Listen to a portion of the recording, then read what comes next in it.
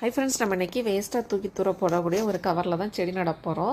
இது என்னென்னா நம்ம குக்கீஸ் பாக்ஸ் தான், பட்டர் குக்கீஸ் இருக்குல்ல அதோட பாக்ஸ் தான். ஸோ இதில் பார்த்தீங்களா பிஸ்கட் சாப்பிட்டதுக்கப்புறமா அதில் ஃப்ரீயாக எம்டிஆட் இருக்க கவர் இந்த மாதிரி இருக்குது. ஸோ நம்ம வந்து சீடு முளைக்க போட ட்ரே இருக்குதுல்ல, அதுக்கு பதிலாக இந்த ட்ரேயை வந்து நம்ம யூஸ் பண்ணிக்கலாம். இதில் வந்து கோகோபீட் எல்லாமே ஃபில் பண்ணி வச்சுக்கோங்க. கோகோபீட் ஃபில் பண்ணதுக்கப்புறமா இன்றைக்கி நான் வந்து கேரட்டும் பீட்ரூட்டும் தான் நடுறதா ஐடியா வச்சுருப்பேன். ஸோ நான் வந்து இந்த கோகோபீட்டை நம்ம பீட்ரூட் சீடு எல்லாமே சைடு ஃபுல்லுமே போட்டுட்டு சென்டரில் இருக்குதுல்ல அதில் வந்து நான் கொஞ்சம் கேரட் சீடு தான் முளைக்க போட்டிருக்கிறேன்.